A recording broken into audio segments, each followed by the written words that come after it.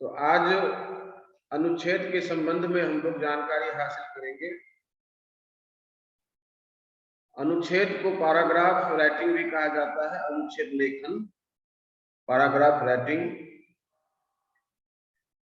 तुम लोगों की जो 10वीं की परीक्षा होगी तो उसमें अनुच्छेद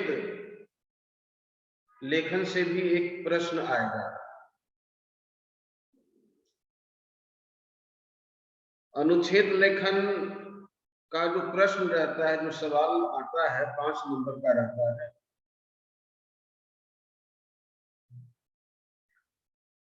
अब सवाल यह है कि अनुच्छेद कैसे लिखा जाए। अनुच्छेद लेखन की शुरुआत जब बच्चे करते हैं तो उन्हें लगता है कि एक निबंध लिखना है, लेकिन अनुच्छेद निबंध से एक अलग चीज है। निबंध और अनुच्छेद में अंतर है। जब हम किसी विषय पर निबंध लिखते हैं तो उस विषय से संबंधित हर बात लिखी जाती है निबंध में। उसका प्रारंभ, उसके बीच की विषय वस्तु, फिर उसका समापन। कहने का मतलब यह है कि किसी विषय का निबंध उसके समग्र विषय को, उससे संबंधित समस्त बातों को निबंध में तुम लिख सकते हो। लेकिन अनुच्छेद जो है उस निबंध का एक भाग हो सकता है। किसी विषय पर यदि एक अनुच्छेद लिखने को कहा जाए तो यह कोई जरूरी नहीं है कि उस विषय से संबंधित हर एक बात उस निबंध, उस अनुच्छेद में समावेश हो। परीक्षा में निबंध जो लिखने को दिया जाता है, पहले भी आता था निबंध, तो 10 नंबर का यह प्रश्न रहता है। और अनुच्छेद जो है वो 5 अंक का आता है। तो अनुच्छेद जब सवाल पूछा जाता है अनुच्छेद से संबंधित, तो 2 तरह से पूछा जा सकता है। पहला तरीका क्या है, पहला ढंग क्या है, एक विषय दे दिया जाएगा और कहा जाएगा कि 80 से 100 शब्दों में इस विषय से संबंधित एक अनुच्छेद लिखिए। एक तो यह तरीका है, शब्द सीमा बांध दी जाएगी, दे दी जाएगी और कहा जाएगा कि इस विषय से संबंधित एक अनुच्छेद लिखिए। तो जितनी शब्द सीमा दी जाए उतने शब्दों का प्रयोग एक अनुच्छेद लेखन में होना चाहिए। दूसरा तरीका क्या है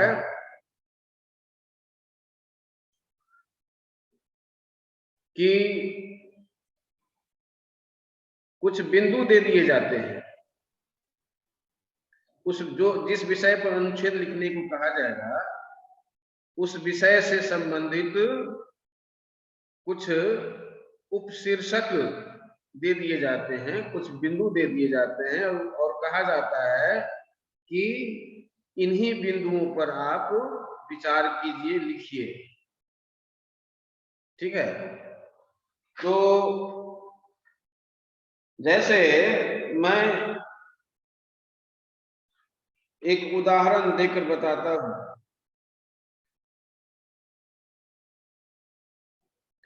मान लो एक विषय है देश की प्रमुख समस्याएं। इस विषय पर अनुच्छेद लिखने को कहा जाएगा और संकेत बिंदु यहां दे दिए जाएंगे। संकेत बिंदु ले लो, जनसंख्या का निरंतर बढ़ना पहला, दूसरा भ्रष्टाचार का निरंतर बढ़ते जाना, फिर तीसरा है अशिक्षा, चौथा है पड़ोसी देशों द्वारा आतंकवादी गतिविधियां, पांचवा है सरकार का कोई ठोस कदम न उठाना। इतने संकेत बिंदु दे दिए गए। अब जब तुम अनुच्छेद लिखोगे तो इन्हीं बिंदुओं का विस्तार करोगे। जैसे पहला क्या है, जनसंख्या का निरंतर बढ़ना, और अनुच्छेद का टॉपिक क्या है, देश की प्रमुख समस्याएं। तो देश की जो प्रमुख समस्याएं हैं, तो नीचे संकेत बिंदु दे करके उन समस्याओं के बारे में यहाँ बताया गया है और इन्हीं समस्याओं से जुड़ी हुई बात तुम लिखोगे। जैसे पहला है जनसंख्या का निरंतर बढ़ना। अब जनसंख्या जब निरंतर बढ़ रही है तो वर्तमान समय में कितनी जनसंख्या है और इतनी जनसंख्या के होने से देश को क्या कठिनाई हो रही है, कुछ बातें इससे संबंधित लिखेंगे। फिर दूसरा है भ्रष्टाचार का निरंतर बढ़ते जाना, यह भी देश की प्रमुख समस्या है। तो इस पर तुम विचार करोगे, कुछ लिखोगे, कैसे यह एक समस्या है, भ्रष्टाचार कैसे एक समस्या है, इसे तुम्हें लिखना पड़ेगा। फिर तीसरा है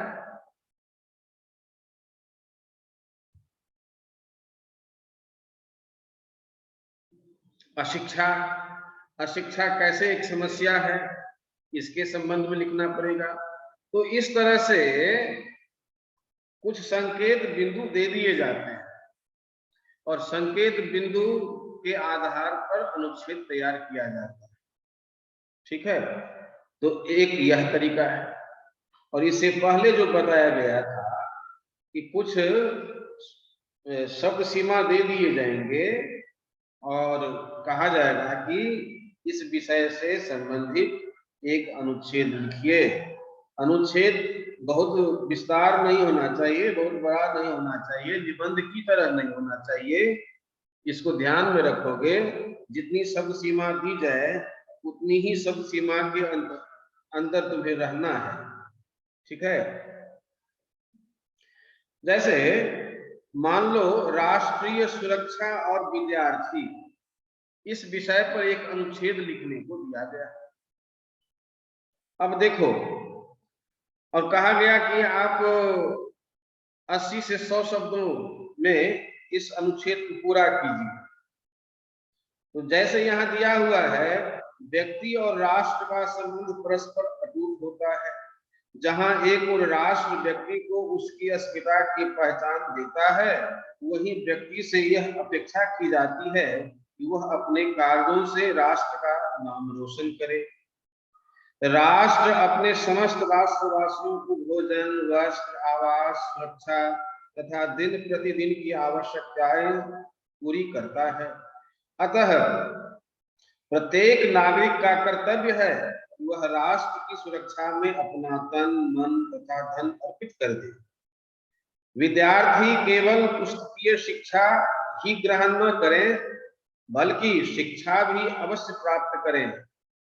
यह आवश्यक नहीं कि विद्यार्थी सीमा पर संगीन लेकर ही देश की सेवा करें, बल्कि राष्ट्र पर आने वाले विविध संकटों जैसे बाढ़, सूखा, महामारी, भूस्खलन आदि आपदाओं में भी राष्ट्रवासियों की सेवा कर सकते हैं। बस एक अनुच्छेद पूरा हो गया। यह निबंध नहीं है, अनुच्छेद निबंध का एक अंग होता है, एक भाग होता है। जिस विषय पर अनुच्छेद लिखा जाता है, लिखने को दिया जाता है, उस विषय पर निबंध भी हो सकता है और उस निबंध में आने वाले उस विषय से संबंधित किसी महत्वपूर्ण बात को अनुच्छेद में दर्शाया जा सकता है। ठीक है, तो इस तरह अनुच्छेद लिखा जा सकता है। ठीक है ना।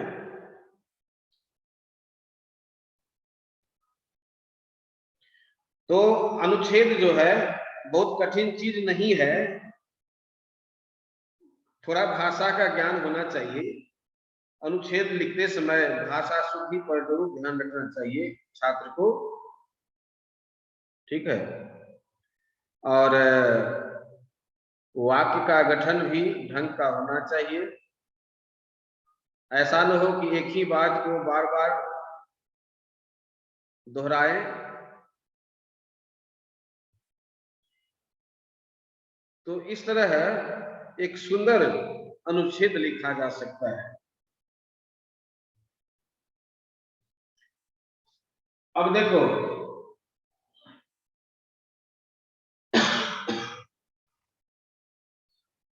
अनुच्छेद लेखन और संदेश लेखन। तो अनुच्छेद लेखन के संबंध में इतनी ही बातें ध्यान में रखनी है। और तुम्हें तो पहले से निबंध लिखने की आदत है, तो बच्चे निबंध की तरह अनुच्छेद भी लिख देते हैं। और जो शिक्षक होते हैं मूल्यांकन करने वाले, तो वे नंबर तो दे ही देते हैं, अंक तो दे ही देते हैं, लेकिन अनुच्छेद का जो एक निश्चित प्रारूप है, उसकी जो एक रूपरेखा है, परीक्षा में उसे ही दर्शानी चाहिए। तब जो है एक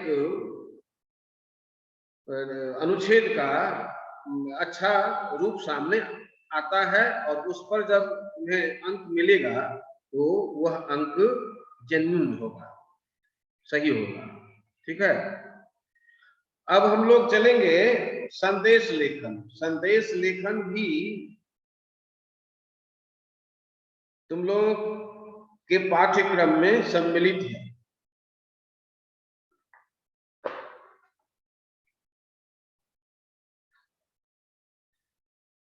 अब संदेश लेखन,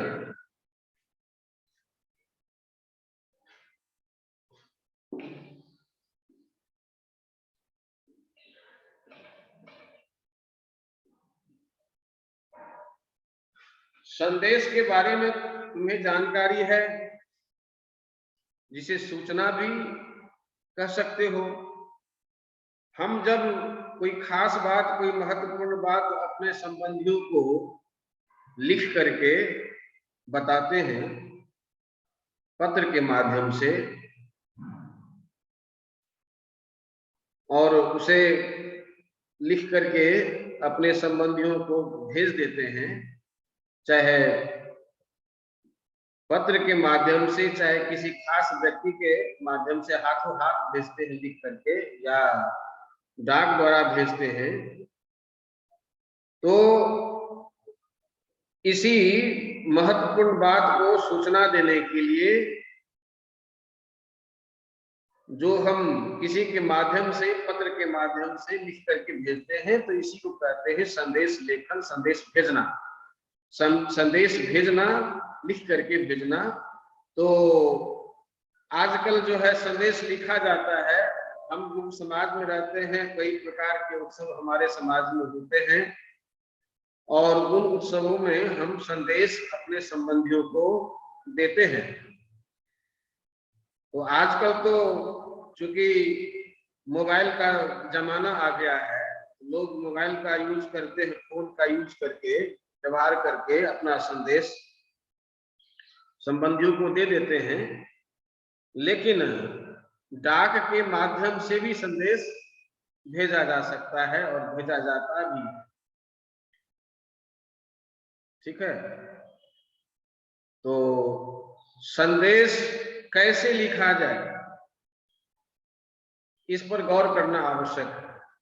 जब संदेश लिखने को दिया जाता है तो परीक्षार्थी संदेश लेखन को पत्र मान लेते हैं। जैसे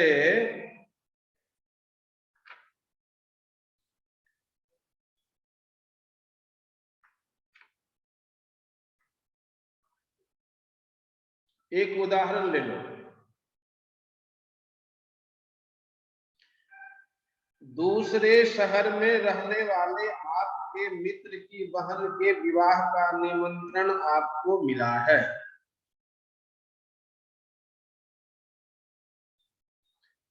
दूसरे शहर में रहने वाले आपके मित्र की बहन के विवाह का निमंत्रण आपको मिला है। आप अपने मित्र को एक शुभकामना संदेश लिखिए। अब यहां पर तुम्हें शुभकामना देनी है। तुम्हारे मित्र ने तुम्हें संदेश दिया है, निमंत्रण दिया है। तुम्हारे मित्र की बहन का विवाह है और इस विवाह के अवसर पर तुम्हें निमंत्रण दिया गया है आने के लिए। तो औपचारिकता निभाई जाती है हमारे समाज में। अब जब तुम्हें निमंत्रण मिला तो तुम भी कुछ शुभकामना दे दो। मौखिक तो देते ही हो, लिख करके भी दिया जा सकता है। तो जब शुभकामना तुम्हें देनी हो पत्र के माध्यम से, तो ध्यान रखोगे यह शुभकामना जो संदेश है वह पत्र नहीं है। पत्र का प्रारूप और संदेश लेखन का प्रारूप, दोनों में थोड़ा सा अंतर है।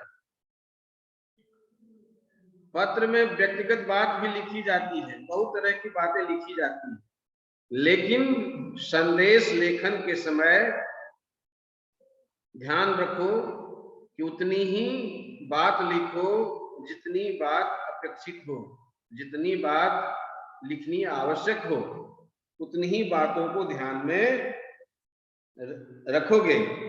टू द पॉइंट होता है, तथ्यपरक, टू द पॉइंट होना चाहिए। जितनी आवश्यक हो उतनी ही बात तुम्हें लिखनी है। ठीक है, तो अब देखो कैसे यह संदेश यहां पर दिया गया है। सबसे पहले एक बॉक्स बनाया गया है।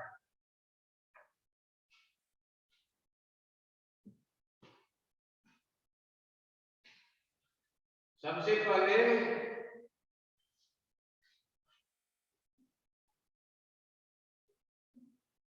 एक बॉक्स बनाया गया है, ठीक है, और ऊपर लिखा गया है संदेश।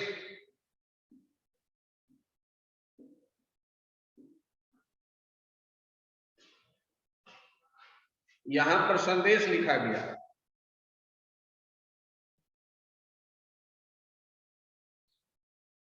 ठीक है,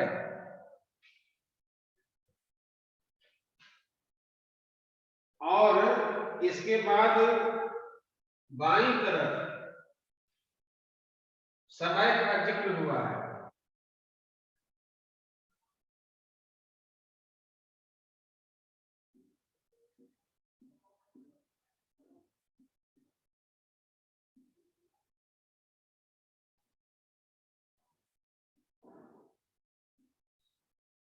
अपराह्न 3 बजे।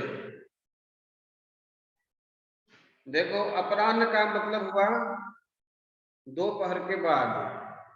एक होता है पूर्वाह्न माने दोपहर से पहले, ठीक है। फिर मध्याह्न होता है दोपहर, और फिर दोपहर के बाद होता है अपराह्न, ठीक है।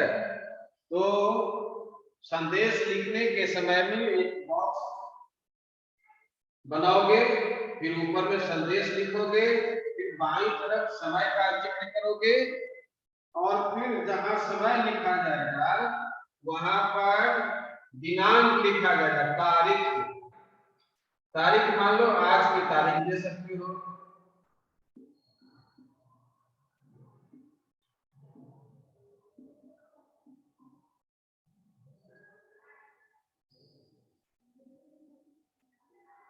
ठीक है। और तुम अपने मित्र को शुभकामना संदेश देना चाहते हो। मित्र की बहन का विवाह है, मित्र ने तुम्हें निमंत्रण दिया है विवाह में आने के लिए, ठीक है। और तुम विवाह में जाओगे बाद में, लेकिन पहले एक शुभकामना संदेश तुम्हें भेजना है। तो शुभकामना संदेश भेजने के लिए अब इतनी प्रक्रिया से तुम्हें गुजरना पड़ेगा। तो सबसे पहले एक बॉक्स बनाया गया, बॉक्स के सबसे ऊपर में टॉप पर यहाँ पर संदेश शब्द लिखा गया, फिर यहाँ पर बाईं तरफ समय का जिक्र किया गया, और समय के नीचे तारीख, जिस तारीख को तुम शुभकामना देना चाहते हो उस तारीख का जिक्र करोगे। और फिर उसके बाद इस तारीख के नीचे दोगे अपने मित्र का जो नाम है, मां कल्पना करो दीपक नाम है, कल्पना करो दीपक नाम है।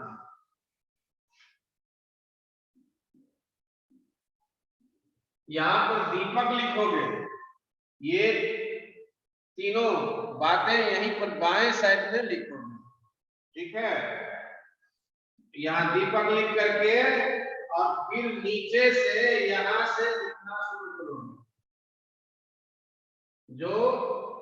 जो संदेश देना चाहते हो। मान लो संदेश तुम क्या देना चाहते हो, इसमें क्या लिखा है सुन लो। रमा दीदी के विवाह की हार्दिक शुभकामनाएं। ऐसा नहीं है कि पत्र की तरह मैं कुशल हूँ, तुम्हारी कुशलता चाहता हूँ, तुम्हारे परिवार के सभी लोग कुशल पूर्वक रहें, यही मैं भगवान से प्रार्थना करता हूँ। ये सब बातें लिखने की आवश्यकता नहीं है, ठीक है ना।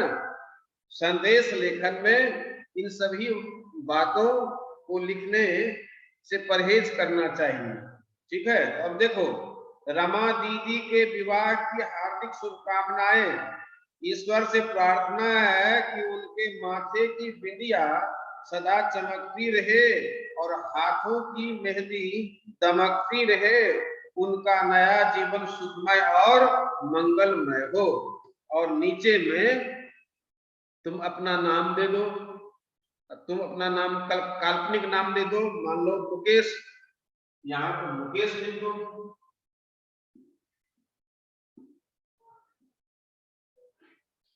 बस 2 पंक्तियों में शुभकामना दी गई,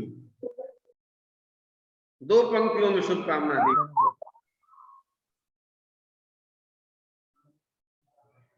ठीक है।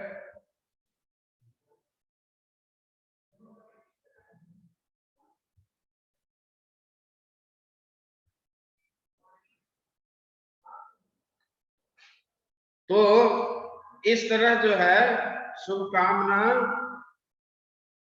दी जा सकती है। और परीक्षा भवन में शुभकामना लेखन या संदेश लेखन का जो प्रश्न रहता है उसे तुम हल कर सकते हो, ठीक है ना।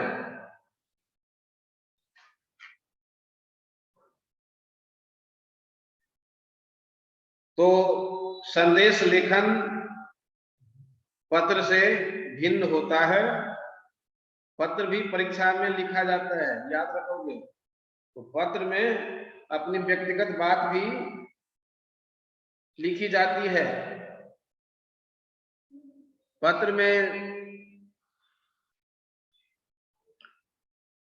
मान लो कि सामाजिक पत्र है, अपने संबंधियों को तुम पत्र लिखना चाहते हो, तो उसमें जैसे पिताजी को लिखोगे तो पूज्यवर पिताजी, फिर नीचे लिखोगे सादर प्रणाम, फिर क्या कहता है कि जिस तारीख को तुम लिख रहे हो तो तारीख दो, फिर समय स्थान का जिक्र करो, जिस स्थान से तुम पत्र लिख रहे हो अपने पिता के नाम वो लिखो, है ना।